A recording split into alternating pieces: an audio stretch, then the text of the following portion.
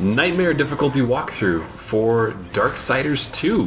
For WikiGameGuides.com. WikiGameGuides.com. And on YouTube. Get this out of the way. Please like this video, thumb up, share it, do whatever you gotta do. It helps us out a lot. When you like the video on YouTube, it helps out with the search results, which helps us get more views to this, which helps us continue to make guides like this. This is going to be a very long guide to make, and I seriously hope it gets a lot of views because it's going to be very fucking difficult to make, and I'm going to be putting a ton of time into it. So what's the deal with this Nightmare difficulty? So, Nightmare difficulty, I made another video talking about the difficulty scaling in the game, but basically Nightmare is an unlockable difficulty that is the equivalent of hard difficulty in terms of how much damage you take. But when you die, you're done. One life. One and done.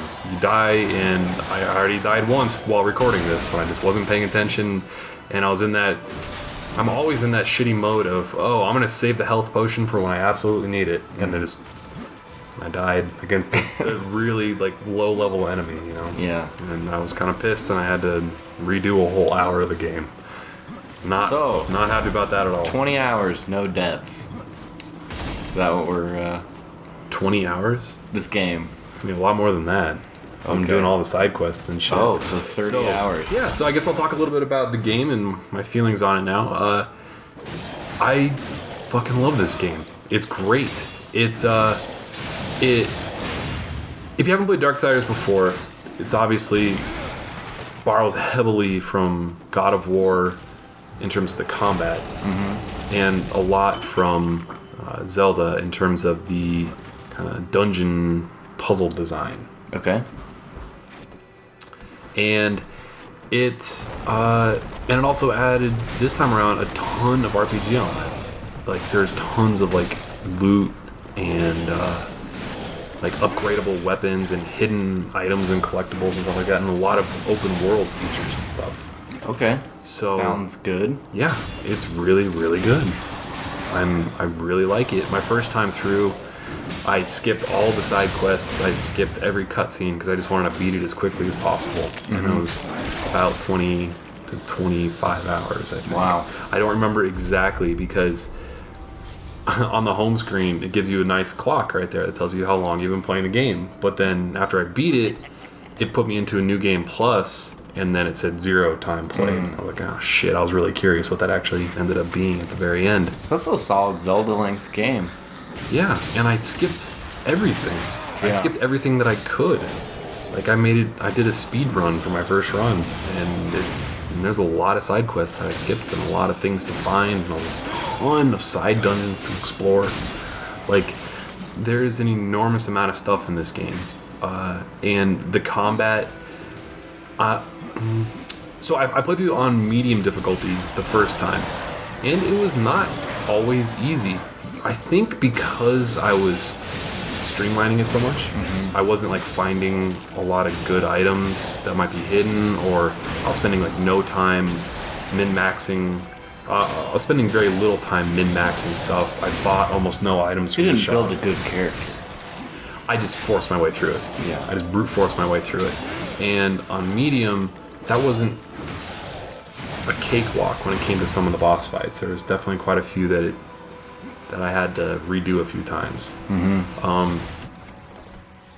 When your character levels up, though, he can get quite a bit stronger, and there's obviously a ton. There are tons and tons of items in this game and things to find and stuff. So I have a feeling that Apocalyptic difficulty or Nightmare difficulty won't be awful if you spend the time to get everything, to do everything, and are patient and can learn a little bit about the combat.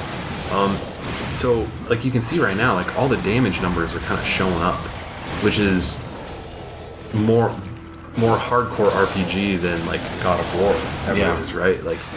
You upgrade your Chains of Olympus or whatever, and it says you do more damage, but you don't see the numbers popping up. You only see the health bar dropping slightly faster or something like that. So And on my second time through, I'm really starting to notice a lot more nuances in the combat, especially because it's quite a bit more difficult on Nightmare versus medium.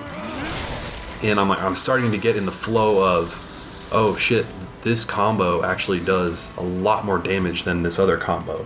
Or like, in God of War, I'm going to keep referencing God of War and Zelda because... It looks like you're playing God of War. It looks like I'm playing God of War. Oh, ladder drink? Are we doing drinks for these? Yeah. Take a drink, everybody.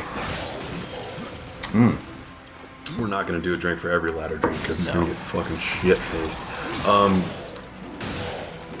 I lost my train of thought. Oh, so in God of War, you use the square, square, triangle, square, square, triangle, square, square, triangle. Constantly. That's all you ever use.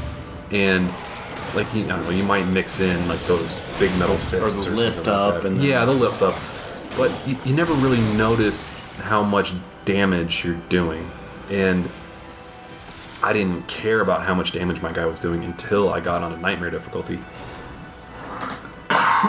Excuse me. And then I started really noticing that like just jamming X versus like there's a combo where you hit XX and then pause, and then hit X, and then X again, and then like on that combo, also this is the Ice Giant, first boss battle of the game, like that will do, so like, when you add that pause into there, he does this kind of like spinning scythe move, and then he like finishes it off with this uppercut, or like this slam move, where he's got this big Grim Reaper, kind of like ghostly purple Grim Reaper that slams.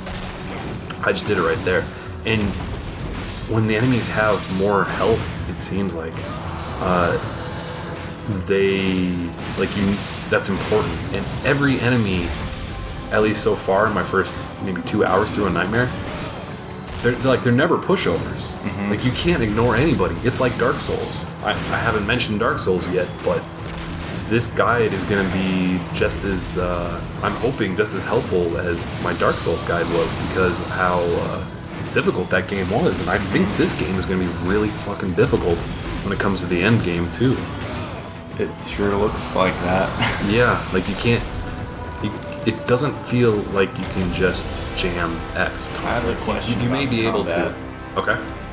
When you're hitting that guy, there's a combo meter counting up. Is it important to keep that combo going? I have no idea. They've never said a single thing about whether that affects the drops or whether that affects how much damage you're doing. Okay. I have zero idea. Maybe I need to break down a video and do some instant replay to see exactly what that does. But I left this in just for a second to show that an important thing to note when you're swapping out and doing min-maxing of what weapon is best or what item is best for your character, hit X or on the Xbox 360 and to toggle the stat screen, and it's going to bring up a different menu that tells you exactly your damage per second for your primary and your secondary weapon. And the weapon that does the most damage doesn't always give you the highest DPS. So if you're looking... Because you swing it slower. Because you swing it slower, or it may... And it doesn't take this into account, like if a weapon gives you a big strength bonus, strength affects how much damage you do. Oh, so you have to equip it, and then like as soon as you equip it, what it said just a second before as your DPS, it'll be something completely different. So it's not a perfect system, but it's important to look at, especially like on Nightmare difficulty. Like I'm trying to get every fucking advantage that I can, just to prevent me from dying. Do you know if the loot's random, or it is? It's very random. I don't know what determines it. So you couldn't find like a sweet item. There are some items that are set that are very good, but a lot of the good items are completely random. Okay. At the end of, I guess, if you count this the first dungeon, at the end of the second dungeon, I have an Apocalyptic difficulty, which is hard playthrough that I'm doing in parallel with the Nightmare walkthrough. And at the very end of that dungeon, I got a special... Shit, I'm drawing a blank on the name. I think it's called the Cursed Weapon, which is kind of a cool item because you feed it other items to level it up. That's awesome. And I found one of those at the end of the next dungeon on my first trial run, but not on this nightmare one. Mm-hmm. And I don't remember getting one until much, much later in the game on my first time through. So there is an element of luck. There is an element of luck. You can buy lots of good stuff from the vendors, and you can kind of do some grinding if you really want to grind out levels and just like, you know, leave a zone, come back, and the low level enemies will ever respawn. Mm-hmm.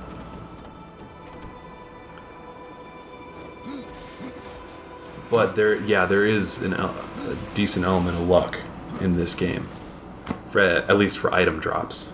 Yeah. An interesting thing in this game too is that there's no block button.